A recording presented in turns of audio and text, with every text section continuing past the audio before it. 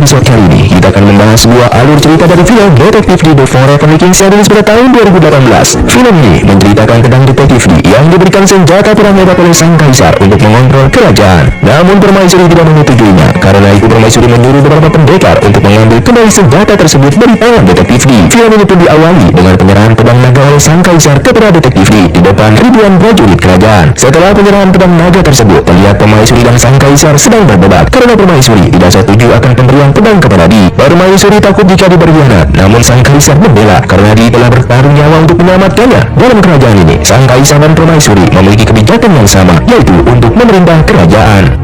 Dan pada malam harinya, permaisuri memanggil Yuchi, sang pengawal emas kerajaan dan saudara sumpah dekat dari Di. Permaisuri memerintahkan Yuchi untuk merebut pedang naga dari Di, dan permaisuri menjanjikan jika ia berhasil, maka Di dan keluarganya tidak akan dibunuh akibat pedang naga yang hilang. Lalu Yuchi pun menyetujuinya.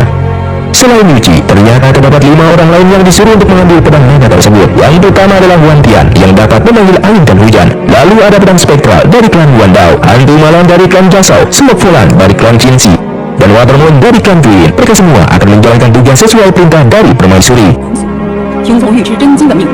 Scene pun berpindah. Saat itu detektif Lee menjalankan tugasnya untuk memeriksa penyebab kerusakan pada sebuah tempat lukisan yang sangat terkenal. Namun kerusakan ini adalah pengalihan yang dilakukan agar Lee meninggalkan biro. Saat itu, hantu malam dan Watermoon mendatangi biro khususnya kamar Di untuk mencari pedang naga. Di sisi lain, Di mengejar Smoke Fulan yang berencana untuk membunuhnya dengan racun tabur. Terjadilah pertempuran singkat di antara mereka. Namun saat itu, Smoke Fulan dapat melarikan diri.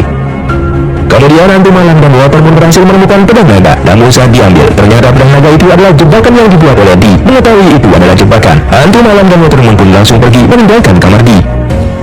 Sekembalinya di biro, Di mengingatkan kembali masa ia berguru dulu dan diberikan sebuah token yang akan membantunya di masa mendatang. Hal ini membuat penyakit Di kumat kembali. Satu orang kepercayaan Di pun datang dan mengobati Di dengan menusukkan jarum ke jari-jari Di. Di sisi lain, permaisuri mendatangi penjara bawah tanah untuk berkomunikasi dengan tahanan yang ada. Tahanan ini bernama Kakek Kumlun. Permaisuri mendiskusikan cara untuk merebut kembali pedang naga dari tangan Di. Kakek Kumlun menyarankan untuk menguasai biro agar pedang naga tersebut lebih mudah untuk ditemukan.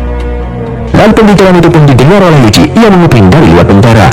Singkat cerita, esok pun tiba. Saat itu, Di sedang melakukan pelatihan yang diberikan oleh Yuchi. Setelah pelatihan, Di mengajak Yuchi untuk mengikutinya. Di mengungkapkan jika ia tahu bahwa Yuchi diperintahkan untuk mencuri pedang naga. Meskipun begitu, Di tetap tenang dan memberikan sebuah gambar yang telah diberikan tambahan tulisan dari Di. Di mengingatkan Yuchi untuk menyerap kata demi kata dari tulisan yang dia berikan dan menyuruh Yuchi untuk menjaga dirinya.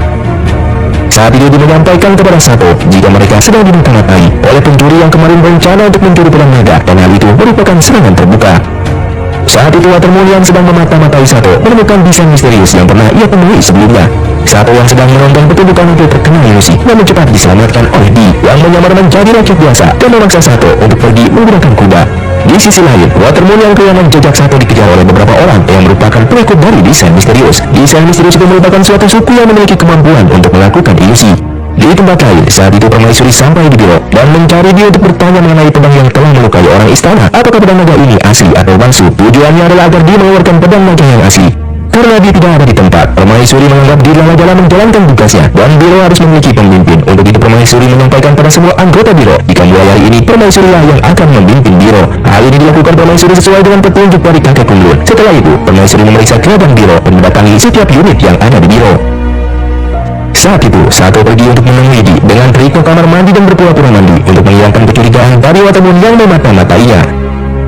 Setelah bertemu dengan Di menjelaskan mengenai kelebihan klan Bonja dari India yang mampu mengendalikan pikiran dan memanipulasi tindakan. Klan ini membantu mendiang kaisar untuk membangun dinasti Tang, sehingga klan ini disebut sebagai Wine Warrior. Namun kaisar tidak lagi mempercayai klan ini dan mengunci klan ini selama bertahun-tahun. Di pun khawatir jika permaisuri sudah dipengaruhi untuk melawan biro, dan ini akan menjadi masalah yang serius. Mengingat waktu yang sudah terlalu lama, Dia menyuruh Sato untuk kembali ke kamar mandi agar Watermoon tidak mencurigainya. Dan di sisi lain, Yuchi terus memikirkan perkataan yang terdapat dalam lukisan yang diberikan oleh Di. Yuchi pun mengetahui bahwa pedang naga itu disimpan pada 4 patung besar Raja Surgawi. Setelah mendapatkan pedang naga, tiba-tiba muncullah pedang spektral yang ingin mengambil pedang naga itu, dan terjadilah pertarungan. Saat itu pedang spektral menguasai pertarungan dan membuat Yuchi terdesak. Kemudian, Yuchi tertimpa patung yang dirobohkan oleh pedang spektral, dan saat ingin membunuh Yuchi, arah pedang spektral justru mengenai pedang naga yang membuat pedangnya patah. Saat Yuji berhasil lolos dari jepitan batin tersebut, dia kembali mengambil pedang naga dan bertarung dengan pedang Spektra, dan Yuji pun berhasil mengalahkan pedang Spektra. Di lain tempat, saat itu di istana Wantian dipromosikan oleh permaisuri menjadi penasihat kekaisaran. Lalu Wantian, hantu malam dan semua Volan menunjukkan kelebihan mereka di depan sang kaisar. Meskipun begitu, sang kaisar menganggap bahwa hal yang mereka lakukan adalah hal sepele dan seorang penasihat harus jauh lebih terampil. Namun tiba-tiba naga yang berada di pilar pun hidup dan membunuh hantu malam dengan api dari mulutnya serta membunuh semua Volan dengan cara memakannya. Lalu naga itu pun keluar meninggalkan istana.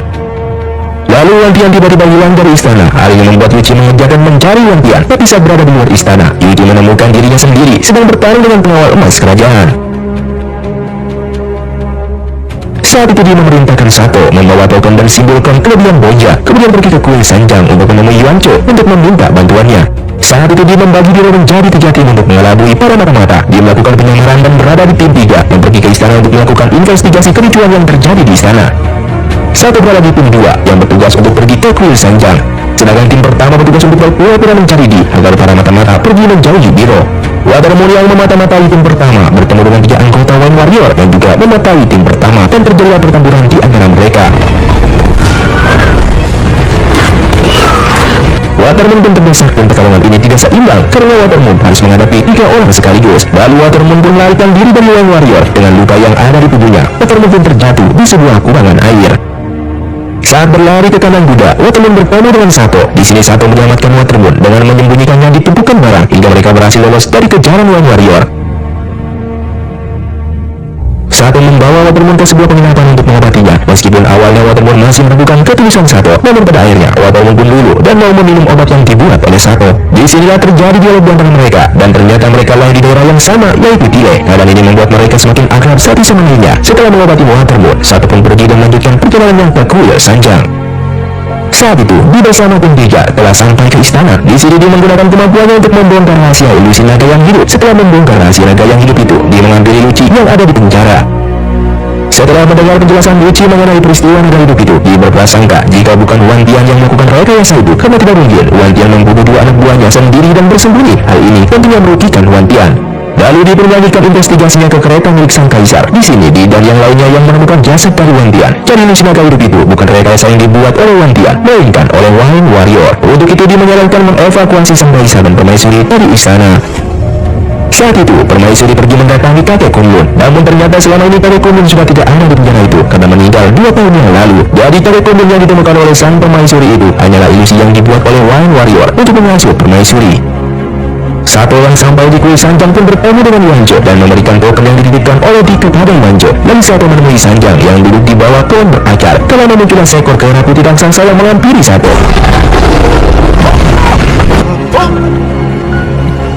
Dan seketika terjadi ilusi yang menggambarkan kejadian masa lalu.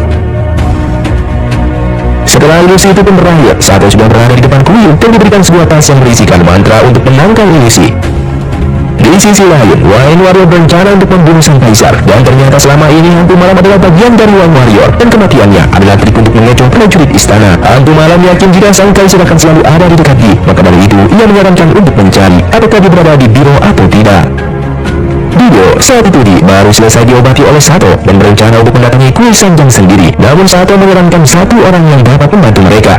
Dengan rencana dari Di, saat itu Sato untuk menguji ketulusan Watermoon terhadap Sato, dan Watermoon pun mau membantu Sato. Keesokan harinya, terjadi pertempuran antara Wine Warrior dengan Biro. Wine Warrior menggunakan ilusi iblis raksasa yang seluruh tubuhnya dipenuhi oleh mata. Namun dengan sutra yang dilafalkan oleh Biro, ilusi itu pun berhasil dihilangkan. Setelah itu muncullah pasukan Wine Warrior yang menyerang para Biro. Saat terdesak, Biro mengirimkan sinyal kepada prajurit istana untuk masuk dan membantu Biro. Namun saat berada di Biro, mereka terkena ilusi dari Wine Warrior yang membuat 2 tim ini pun menyerang satu sama lain. Hingga datang Abi yang menghapus ilusi tersebut menggunakan pedang naga. Lalu hantu malam memasuki ruangan yang terdapat sang kaisar dan permaisuri. Namun saat masuk, ternyata di sana ada Yuji yang menyamar menjadi sang kaisar, sedangkan sang kaisar dan permaisuri tidak pernah ada di Biro sama sekali. Dan pada akhirnya, hantu malam pun dijebak dan berhasil dikalahkan. Para Biro dan pasukan pengawal emas kembali bertarung dengan Wine Warrior. Saat itu, Di terperangkap dan pedang naganya terjatuh. Lalu Sato berlari dan mengamankan pedang naga itu. Melihat Jadi sudah terikat, pimpinan Wine Warrior menggunakan jurusnya untuk membentuk kibis merah dan membuat pasukannya berubah menjadi monster terbang. Kemudian Yuji pun datang dan menyelamatkan Di dengan memotong tali pengikatnya menggunakan shurikennya. Di saat keadaan Bima mulai terdesak, lalu satu melemparkan pedang naga kepada Yuji, namun pedang itu berhasil diambil oleh pimpinan Wine Warrior. Di saat satu diserang oleh pasukan Wine Warrior, datanglah Water Moon yang menyelamatkannya. Tak lama kemudian, datanglah Yuanjo dan Kera Putih yang merebut kembali pedang naga dan terjadilah pertempuran di antara mereka. Saat itu, Kera Putih berhasil menghalau semua serangan dari pasukan Wine Warrior, lalu Kera Putih dan Yuanjo berhadapan dengan iblis merah dan menekan ketenangannya. Ilusi iblis ini pun berhasil dilenyapkan.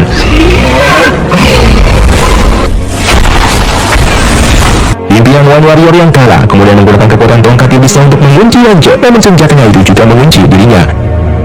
Menggunakan sutra, akhirnya pimpinan Wine Warrior menemukan kebenciannya hingga senjata yang menguncinya pun terbuka.